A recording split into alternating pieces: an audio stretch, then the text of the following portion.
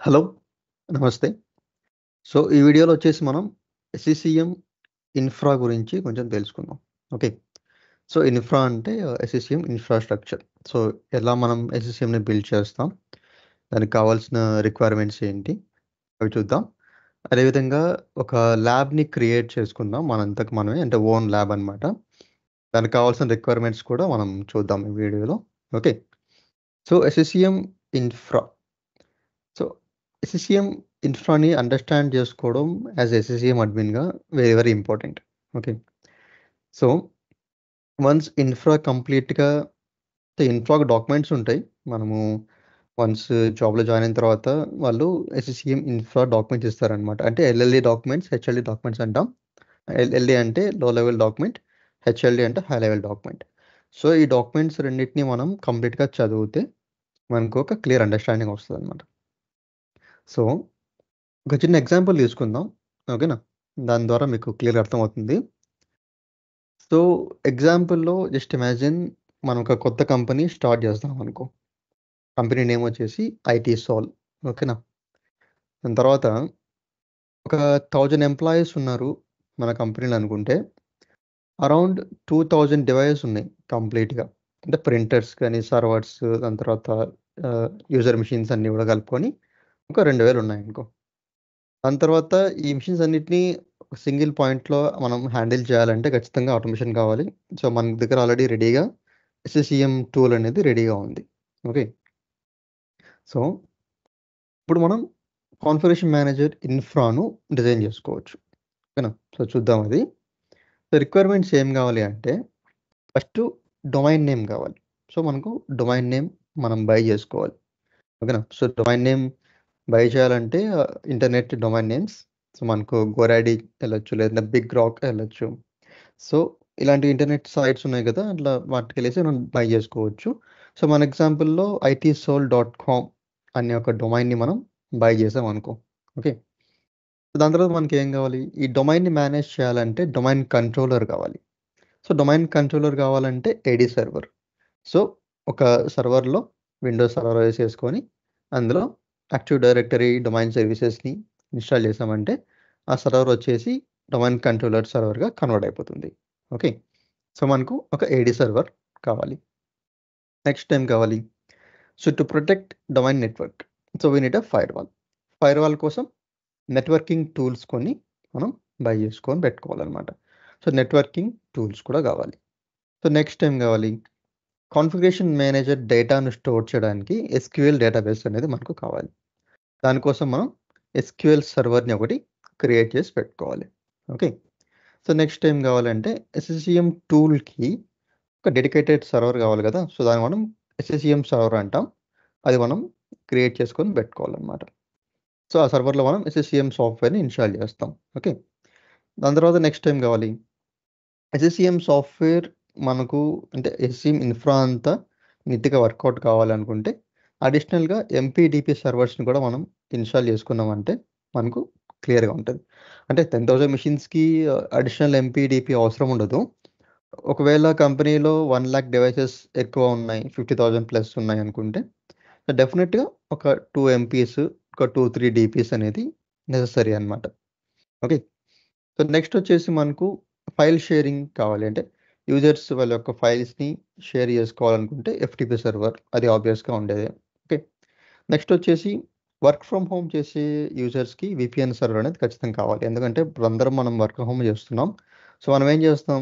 Laptop open చేస్తేనే VPN connect చేసుకుంటాం. VPN connect చేసిన తర్వాత మనం అంటే మనకు త్రూ వీపీఎన్ నుంచి మన కంపెనీ సైట్‌కి కనెక్ట్ అయ్యి ఆ నెట్వర్క్‌లో మనం వర్క్ చేస్తాం గదా! సో, మెయిన్ మనకు వీపీఎన్ సర్వర్ అనేది ఇంపార్టెంట్. దాని తర్వాత నెక్స్ట్ ఏమంటే ఎస్‌సీఎం గూడా వర్క్ ఫ్రమ్ హోమ్ యూజర్స్‌కి అవసరమే గదా! సో, వాళ్ళకేమైనా సాఫ్ట్‌వేర్ డిప్లాయ్ చేయాలనుకో, మనము కంపెనీలో ఉంటే కంపెనీ నెట్వర్క్ ఉంటది కాబట్టి ఇంట్రానెట్ ఉంటది కాబట్టి మనం సాఫ్ట్‌వేర్ డిప్లాయ్ చేస్తాం. అదే ఇంట్లో ఉన్న వాళ్ళకు డిప్లాయ్ చేయాలంటే కష్టం గదా! అందుకోసం ఏమంటే ఎస్‌సీఎంలో ఒక ఫీచర్ ఉంది. అదేమంటే క్లౌడ్ మేనేజ్మెంట్ గేట్‌వే. సీఎంజీ అంటాం దాన్ని. సో, సీఎంజీ సర్వర్ ఒకటి క్రియేట్ చేసి పెట్టుకున్నామంటే, నువ్వు ప్రపంచంలో ఎక్కడున్నా గూడా ఎస్‌సీఎం నుంచి మనం దాన్ని మేనేజ్ చేయొచ్చు. ఓకేనా? సో, అది మెయిను. దాని తర్వాత ఏమంటే సెక్యూర్ లాగిన్స్. సో లాగిన్ సెక్యూర్గా ఉండాలి అంటే మనం ఇప్పుడు కంపెనీస్లో లాగిన్ కావాలి అంటే మన యూజర్ ఐడి పాస్వర్డ్ ఇస్తాం కదా. అందులో ఏమవుతుంది మనకు మైక్రోసాఫ్ట్ అథెంటికేటర్ నుంచి మనకు మెసేజ్ వస్తుంది, అంటే నెంబర్స్ వస్తాయి 11, 22 అట్లా. సో అది కొట్టిన తర్వాత మనకు అథెంటికేట్ చేస్తాం అనమాట. సో మనమే లాగిన్ అవుతున్నాం, వేరే వాళ్ళు ఎవరు లాగిన్ కావట్లేదు అని చెప్పేసి. సో ఇట్లా సెక్యూర్ లాగిన్ కోసం మనం ఏం చేస్తాం, డూయో వాడొచ్చు, లేదంటే మైక్రోసాఫ్ట్ అథెంటికేటర్, గూగుల్ అథెంటికేటర్, ఇలాంటి సెక్యూరిటీ అథెంటికేషన్ సాఫ్ట్వేర్స్ మనం యూజ్ చేసుకోవచ్చు. సో ఇది ఒక simple example. So minimum requirements అనమాట ఇవి. సో కంపెనీ స్టార్ట్ చేయాలి, దాన్ని మనం రన్ చేయాలంటే మినిమం రిక్వైర్మెంట్స్ ఈ మన ఎస్ఎస్సిఎం ప్రాస్పెక్టివ్ పరంగా మాత్రమే ఇవి మనకు అవసరం అవుతాయి. సో మనమైతే ఇవన్నీ యూజ్ చేయని అవసరం లేదు మన ల్యాబ్ పర్పస్కి. సో మనకు ఓన్గా ఒక ల్యాబ్ క్రియేట్ చేస్తామని చెప్పాం కదా, హైపర్వీలో ల్యాబ్ క్రియేట్ చేద్దాం. సో మనకు ఇవన్నీ అవసరం లేదు. సో మనం ఓన్లీ ఏడీ సర్వర్ని క్రియేట్ చేద్దాం. దాని తర్వాత ఎస్క్యూఎల్ సర్వర్, సిఎంపి సర్వర్, అవసరమైతే ఎంపీటీపీ సర్వర్స్. మనకు ల్యాబ్ అంత అవసరం ఉండదు కాబట్టి అవసరం లేదు. ఓకే, సో మనకి మెయిన్ ఈ 3 సర్వర్స్ చాలు. Okay, AD server, CM server, SQL server, దాంతోపాటు ఒక 2-3 క్లయింట్ డివైస్ అనమాట, అంటే విండోస్ 10 డివైసెస్. అవి క్రియేట్ చేసి పెట్టుకున్నామంటే మనకు ఎస్ఎస్సిఎం కంప్లీట్గా ఆ ల్యాబ్లో చేసుకోవచ్చు. ఓకేనా. సో నెక్స్ట్ వచ్చేసి హైపర్వీ ల్యాబ్. హైపర్వీలో మనం ల్యాబ్ని క్రియేట్ చేస్తామని చెప్పాం కదా. సో దీనికి కావాల్సిన రిక్వైర్మెంట్స్ ఏమంటే, సో మినిమం మీ కంప్యూటర్ అనేది 16 GB ర్యామ్ అన్న ఉండాలి. 16 GB ర్యామ్ ఉందంటే 12 GB మనం ల్యాబ్కి వాడుకోవచ్చు, రిమైనింగ్ 4 GB వచ్చేసి మెయిన్ కంప్యూటర్ వాడుకుంటుంది అనమాట. ఓకేనా. సో అట్లీస్ట్ 500 GB అన్న మీ హార్డ్ డిస్క్లో ఫ్రీ స్పేస్ అనేది ఉండాలి. ఓకే, సో ఇలా ఉంది అంటే మీ ల్యాప్టాప్లో ఈ హైపర్వీని ఆటోమేటిక్గా ఎనేబుల్ చేసుకోవచ్చు. అది బిల్ట్-ఇన్ సాఫ్ట్వేర్ అనమాట, మన విండోస్ ఓఎస్తో పాటు వస్తుంది. దాన్ని ఎనేబుల్ చేసుకొని మనం హైపర్వీలో ఈ కాన్ఫిగరేషన్ ప్రకారం మనం ల్యాబ్ని క్రియేట్ చేసుకోవచ్చు. సో ఏమేమి సర్వర్స్ కావాలి, దానికి ఎంత ర్యామ్ కావాలి అంటే, ఫస్ట్ మనం యూజ్ చేసేది ఏడీ సర్వర్. ఏడీ సర్వర్కి 2 GB ఫిజికల్ ర్యామ్ కావాలి. So 500 GB virtual hard disk. So virtual hard disk అంటే అది మనము డేటా వేసే కొద్దీ హార్డ్ డిస్క్ సైజ్ అనేది పెరుగుతూ ఉంటుంది. సో ఇనిషియల్గా ఒక MB ఉంటుంది అంతే, అంటే ఎంబీస్ అంటే ఒక 10 MB 20 MB ఉంటుంది. మనం దాంట్లో డేటా వేసే కొద్దీ సైజ్ ఇంక్రీజ్ అవుతూ ఉంటుంది. సో మనం డైనమికల్గా ఇంక్రీజ్ అయ్యే వర్చువల్ హార్డ్ డిస్క్ని మనం క్రియేట్ చేస్తాం. ఓకేనా. సో నెక్స్ట్ వచ్చేసి మనం కాన్ఫిగరేషన్ మేనేజర్ విఎంని క్రియేట్ చేస్తాం. దీనికి వచ్చేసి 4 GB RAM, 500 GB virtual hard disk. So 4 GB ఈ కాన్ఫిగరేషన్ కంటే 16 GB ఉన్న వాళ్ళకు సరిపోతుంది. సో ఇంతకన్నా ఎక్కువ కాన్ఫిగరేషన్ ఉంది, మా ల్యాప్టాప్లో 32 GB ర్యామ్ ఉంది, 64 GB ర్యామ్ ఉంది అనుకున్న వాళ్ళకు ఏడీ సర్వర్కి ఒక 4 GB ఇచ్చుకొని, సిఎం సర్వర్కి ఒక 12 GB కానీ 16 GB కానీ ఇచ్చుకోవచ్చు అనమాట. సో నెక్స్ట్ వచ్చేసి ఎస్క్యూఎల్ సర్వర్, దీనికి కూడా ఒక 4 GB. ఓకే, దాని తర్వాత విండోస్ క్లయింట్ 2 GB ఇచ్చుకోవచ్చు. సో విండోస్ క్లయింట్ ఒక్కదానికి 2 GB, సో 12 GB అనేది 16 GB ర్యామ్ ఉన్న వాళ్ళకి సరిపోతుంది కాబట్టి ఈ కాన్ఫిగరేషన్. సో మీ దగ్గర ఫిజికల్ ర్యామ్ ఎక్కువ ఉంది మీ ల్యాప్టాప్లో అనుకుంటే మీరు ఎక్కువ ర్యామ్ యూజ్ చేసుకోవచ్చు. అలాగే ఎక్కువ క్లయింట్స్ కూడా మనం పెట్టుకోవచ్చు, విండోస్ క్లయింట్స్ని. ఓకేనా. సో ఇవి మనకు క్రియేట్ చేసే విఎమ్స్ యొక్క డీటెయిల్స్. సో మనం విఎమ్స్ని క్రియేట్ చేయాలి, ల్యాబ్ని క్రియేట్ చేయాలంటే మనకి ఏం కావాలి, సో కొన్ని ఐటమ్స్ డౌన్లోడ్ చేసుకోవాలి. ఏమిటి ఐటమ్స్ అంటే విండోస్ సర్వర్ ఓఎస్, ఎందుకంటే సర్వర్ని క్రియేట్ చేయాలంటే సర్వర్ ఓఎస్ డెఫినెట్గా కావాల్సిందే మనకు. నెక్స్ట్ వచ్చేసి విండోస్ క్లయింట్ ఓఎస్ అంటే విండోస్ 10 ఓఎస్ అనమాట. సో విండోస్ 10 కానీ విండోస్ 11 కానీ మనం క్రియేట్ చేసి పెట్టుకోవచ్చు. సో నెక్స్ట్ వచ్చేసి మనకు ఎస్క్యూఎల్ సాఫ్ట్వేర్, దాని తర్వాత ఎస్క్యూఎల్ మేనేజ్మెంట్ స్టూడియో, దాని తర్వాత ఎస్క్యూఎల్ రిపోర్టింగ్ సర్వర్. సో ఈ 3 ఎస్క్యూఎల్ సంబంధించిన సాఫ్ట్వేర్స్, ఈ 3 డౌన్లోడ్ చేసుకోవాలి. దాని తర్వాత ఏమైతే ఎస్క్యూఎల్ నేటివ్ క్లయింట్ సాఫ్ట్వేర్ అనమాట. సో ఇది ఎస్క్యూఎల్ సర్వర్లో ఆటోమేటిక్గా ఇన్స్టాల్ అవుతుంది, కానీ కాన్ఫిగరేషన్ మేనేజర్ సర్వర్లో ఇన్స్టాల్ కాదు. కాబట్టి మనం సిఎం సర్వర్ కోసం అని చెప్పి దీన్ని డౌన్లోడ్ చేస్తాం. ఆ సిఎం సర్వర్లో మనం దీన్ని ఇన్స్టాల్ చేయాలి. నెక్స్ట్ వచ్చేసి విండోస్ ఏడీకే అండ్ ఏడీకే విన్పిఈ.